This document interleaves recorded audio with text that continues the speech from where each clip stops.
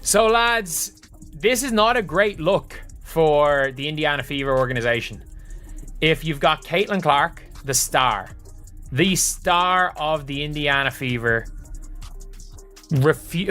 she's going and seeing whatever about not seeing the Indiana Fever's doctors. Like, it is what it is with that. It is what it is. Like, I think a lot of players and teams get second opinions. But if you haven't seen here, Stephanie White says there's no update on Caitlin Clark or potential timeline. She met with another doctor, but White says she hasn't spoken with the trainer. Caitlin Clark's departure from the Indiana Fever represents a total and utter breach of trust. According to reports, the top star in the WNBA has severed all ties with the team's trainers, engaged her own private medical specialists, and is currently holding confidential meetings with other teams. This goes beyond simply another injury. A superstar is actively planning her break from a franchise that is failing her in every way in this story. We're going to reveal the coaching blunders, medical mishandling, and covert meeting that demonstrate that the Fever is about to lose their most valuable asset in history.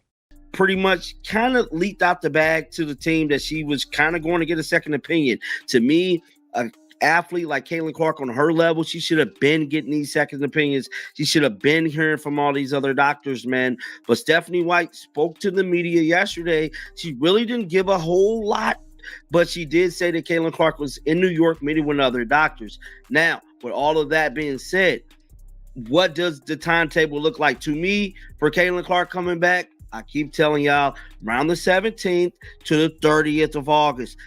When Caitlin Clark hobbled off the court during a game against the Connecticut Sun on July 15th, clutching her right groin in obvious frustration, it was the last straw.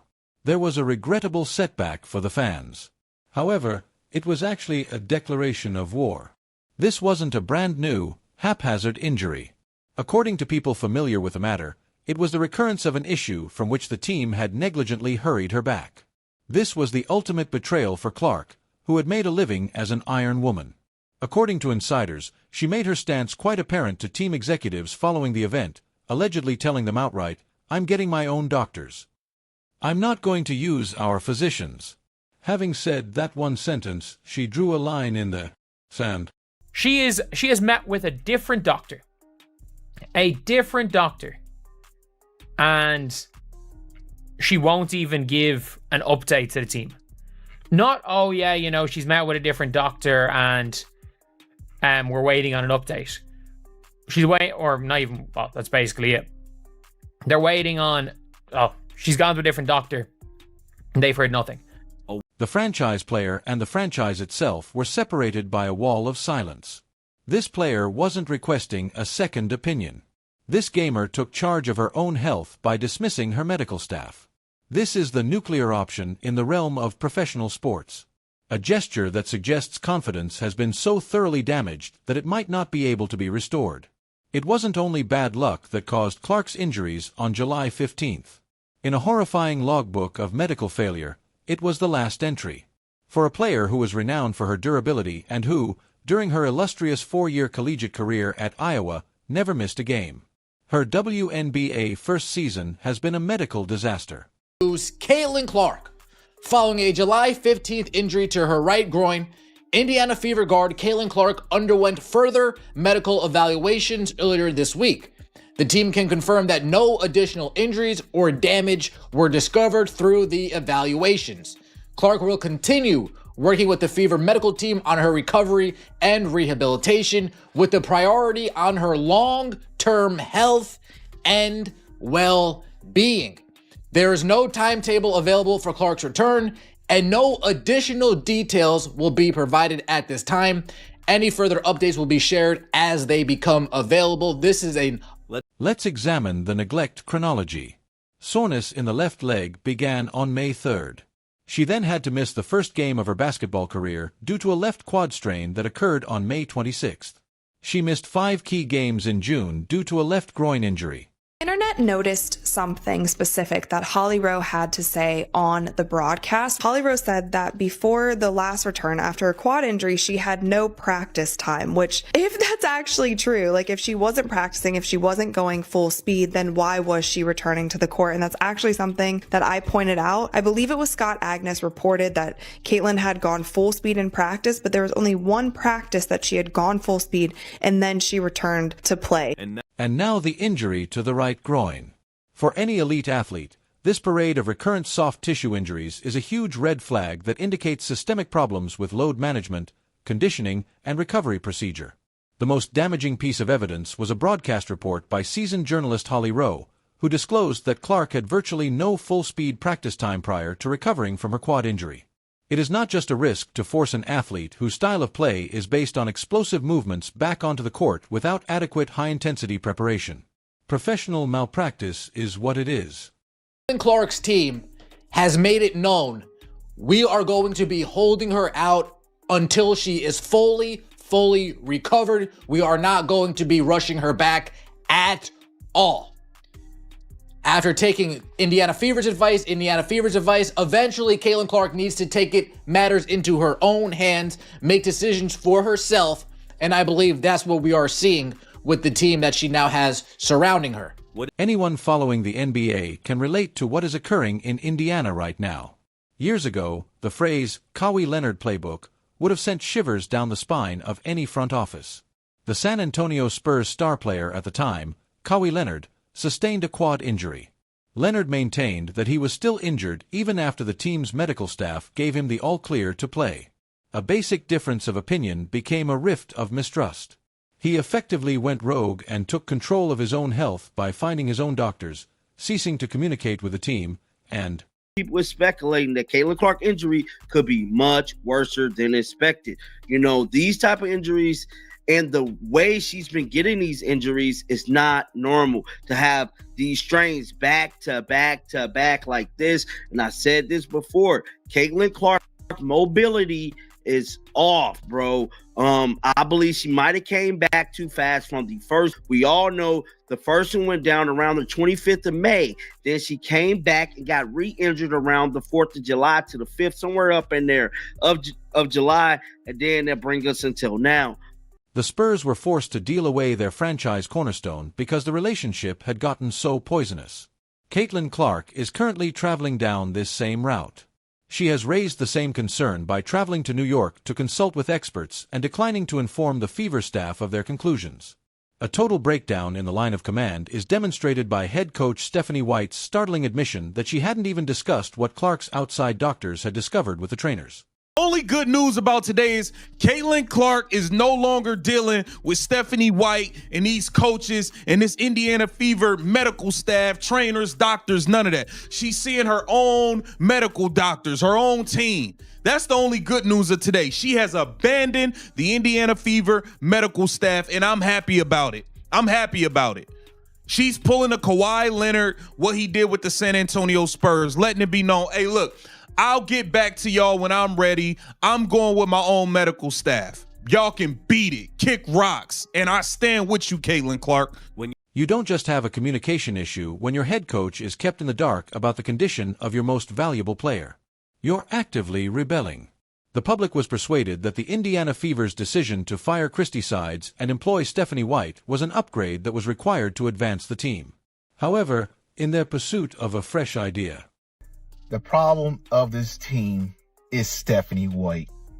It's Stephanie White. It's not Caitlin Clark. A great player don't all suddenly sucks.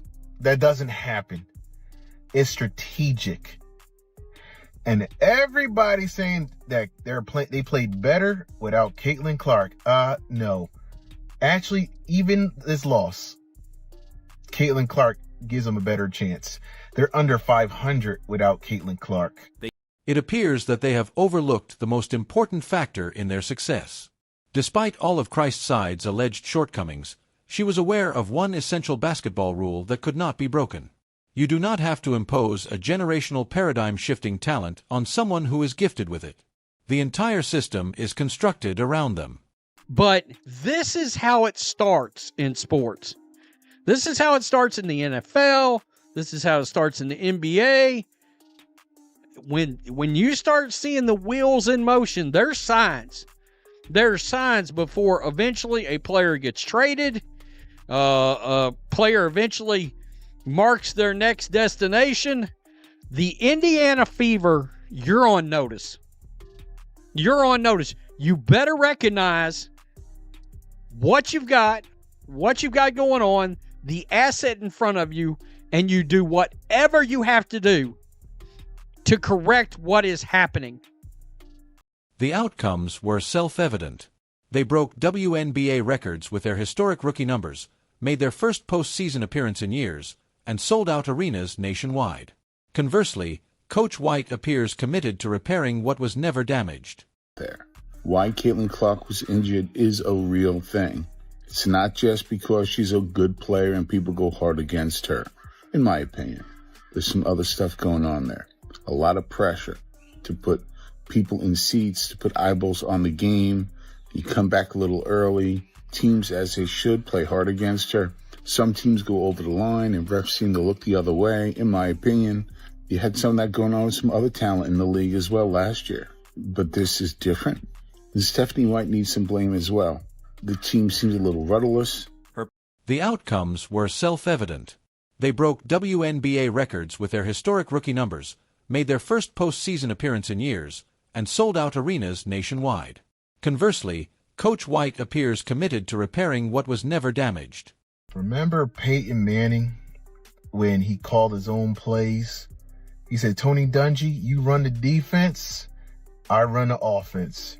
That's what exactly needs to happen in Indianapolis.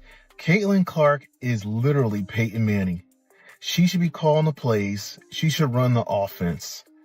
And Stephanie White called the defense. Photos that should frighten every Indiana fan surfaced after a defeat to the Liberty. A crucial element of what was obviously a private meeting with Liberty coach Sandy Brondello and their star players Brianna Stewart and Sabrina Ionescu in the arena tunnel was captured in the photos. Clark and her agent. Is a WNBA team that have been very, very, very much in, like, they made it clear that they want Caitlin Clark, or they're eventually going to want Caitlin Clark. Along those lines, they made it very, very clear. And that team is the New York Liberty. I think there is a 50-50 chance Caitlin Clark leaves Indiana after her rookie season. No, after her rookie contract is up. Because for the avoidance of doubt, this was not a friendly post-game exchange. It is not a chat when an agent is there to have a serious conversation with the coach and key players of a rival team. This meeting is for business. Practically speaking, it is meddling in plain sight. The Fever franchise's core was pierced by the visuals. A championship-caliber organization was already pitching itself as they were stumbling over her medical treatment and attempting to re-engage her skill. There was no mistaking the message. Another franchise was already giving its queen the royal treatment if Indiana didn't construct a kingdom for her. This leads to the unsettling reality that the Fever front office and its supporters must accept and move quickly. Caitlin Clark owes nothing at all to Indiana. She had already fulfilled all of her commitments. She then helped them achieve record-breaking national television ratings and sold-out audiences in every city in less than a season, which improved the league as a whole. Countless millions of dollars in profits as well as a degree of national prominence never before experienced by the brand. What has the organization offered her in exchange? A string of avoidable injuries, a coaching staff that appears intent on minimizing her influence, and a medical staff she so strongly distrusts that she has had to leave the company to safeguard her own health. They appear to be acting under the guise that Clark need to adjust to them in actuality, the system is a player of her caliber. Like Peyton Manning did with the Colts, another Indiana icon who was handed the franchise's keys, she ought to be calling plays. Beyond the confusion in the courts and the betrayal of confidence, Indiana's ineptitude has a hardline figure. The Caitlin Clark impact is more than simply a story from the media. This multimillion-dollar economic engine appears to be quite willing to stall due to the Fever. The team's attendance, TV ratings, and retail sales soar to previously unheard-of levels in the WNBA when Clark is playing. When she misses time because of these chronic, poorly treated injuries when the engine bogs down, the team loses more than just games. They also lose money from sponsors, ticket sales, and public interest. The figures are honest. With her on the court, the Fever shift from being a lottery team to a real challenger for the playoffs, making them a much superior team. They are at best mediocre without her. Every game she skips costs the league, which has attached itself to her star, money in addition to the Fever. The franchisee is not merely disregarding her health. By endangering their most valuable asset, they are engaging in financial malpractice. The saddest aspect of this whole story is that Caitlin Clark is at the height of her athletic abilities. At 23, she ought to be concentrating on creating a dynasty rather than arguing with the coaches and trainers of her own squad. Championship legacies are created during these years. During this time, a franchise should be carefully assembling around its star player, adding the appropriate parts, and achieving deep playoff runs. Rather, the Indiana Fever is wasting this valuable time on fundamental remedial matters, such as appropriate medical attention. Additionally, Coach Clark acknowledged the impact of the professional schedules, stating, "I haven't felt like a young person who can run around and sprint for the first time daily." This weakness is the reason why having a strong, top-notch support system is essential. Every game Clark misses on the sidelines isn't just a defeat for Indiana, even as the Fever struggle to understand the basics and teams like the New York Liberty watch, knowing they could give her the championship-caliber environment she deserves. It is an enormous waste of a legend's best years. Not only an athlete at odds with her squad is what we are seeing. A superstar is engaged in a two-front conflict that we are witnessing. She is fighting against a coaching philosophy that might destroy her and a medical staff that has let her down. The Indiana Fever's selection is brutally straightforward. Acknowledge that you possess a once-in-a-generation ability and do all within your power to help her, even if it means cleaning the house or continuing down this path of ineptitude and becoming known as the franchise that lost a legend. Because at the moment, every error, ambiguous press statement, and tacit treatment is one more nail in the coffin of their future. Caitlin Clark's patience has definitely run out as the clock is ticking.